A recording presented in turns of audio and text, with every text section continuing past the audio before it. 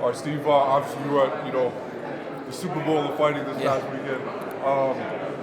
I know you've done a lot of interviews, but can you tell us how shocked were you of just what Fury was able to do, just to dominate in that fashion? I think he proved a lot of people wrong that Fury is the consummate boxer, but he's a very good pressure fighter.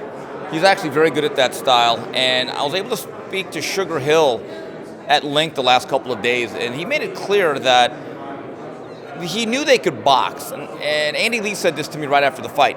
We were going to use movement, but it wasn't going to be lateral movement. We weren't going to waste his legs. It was going to be about the linear A to B, straight line movement coming right through the front door.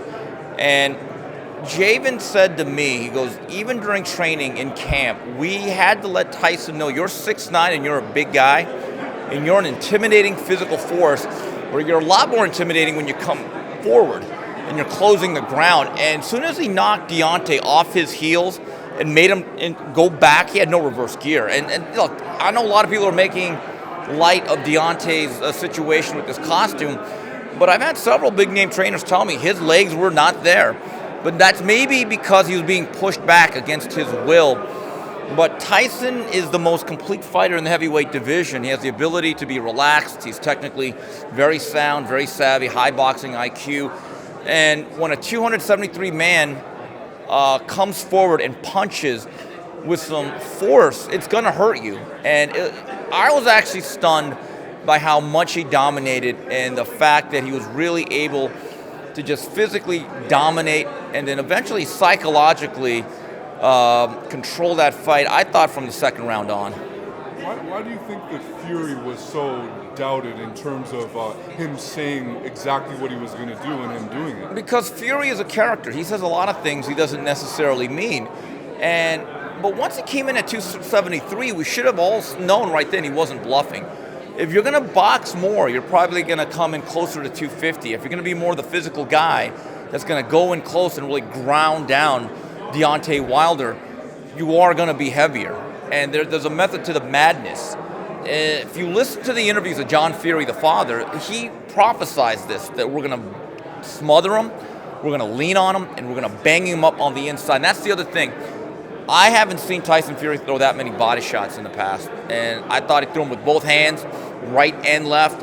And on the inside, when they got chest to chest, he dominated those exchanges, either by putting him into a front headlock or just putting his head right on his chest. And at that point, Deontay was really smothered, and he couldn't unfurl those long arms. And you could literally see him physically dissipate right around 4, 5, and 6. Even before the stoppage, it looked really bad for Deontay.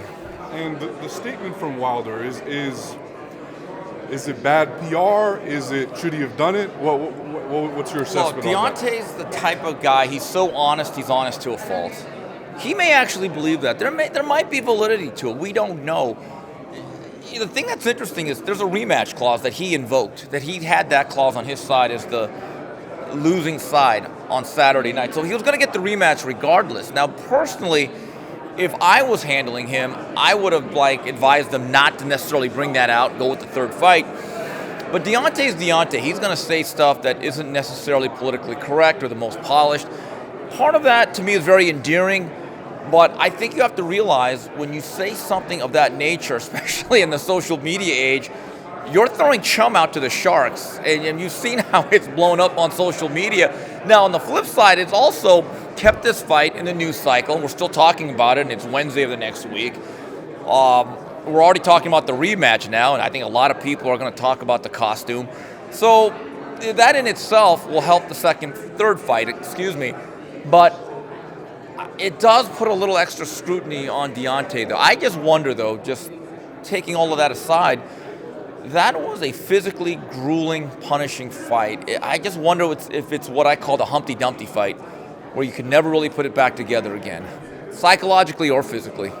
Is there anything you're hearing on your side of things about the rematch? I've heard Raider Stadium from Fury. I've heard July, August. Bob Arum said that fight has to happen sometime in July. Bob Arum said July 18th. And I asked him, is Allegiant Stadium in the running? And he said that certainly would be a consideration. Bob said last week, it's either LA, New York, Nevada. It has to be somewhere in the States. That's already been pre-approved and agreed to by both sides. So it's not going to go to Europe. There's going to be no traveling of this fight. But if you do a football stadium, here's the problem. That's 80,000 seats you have to fill, and now you're trying to showcase a fight that was one-sided. It wasn't like it's the Thrilla in Manila. You got to stack the card. Right now, and they don't, because there's no money left. You saw what we got on that undercard. Okay, so you're getting Walmart undercard. You're not getting Tiffany's. Okay, let's be honest about it. We had to kind of suffer through that one. Absolutely. So the problem is with the nature of the rematch. Now you're trying to show the third fight to go and expand to 60,000 extra seats. I don't know if that second fight was competitive enough that you can actually do that. It's a great question. It's a great question. You are an ESPN guy. Is this the most kind of attention you've seen to the sport of boxing since Tyson? Yeah, to a large degree. Look, the Pacquiao Mayweather era, you had De La Hoya, but back then, I've only been at the network for about a year and a half or so. It's obviously a brand new world. Now they had a vested interest alongside Fox Sports. Last week I thought felt big. You had a lot of shoulder programming. All the ESPN shows with Max Kellerman, Stephen A. Smith, Speak for Yourself on FS1, they all really covered the fight. It kind of reminded me when I was a very young man, where fights were on Good Morning America, Today's Show, and you'd get like coverage that simply does not exist today. A lot of boxing coverage nowadays is about the online and social media. Guys like yourself, stuff that we do on Twitter, Instagram, obviously. So it's a very organic type of coverage. It's very viral. But you don't get a lot of mainstream coverage, which I think is still key, because that's where middle America really still watches a lot of their entertainment.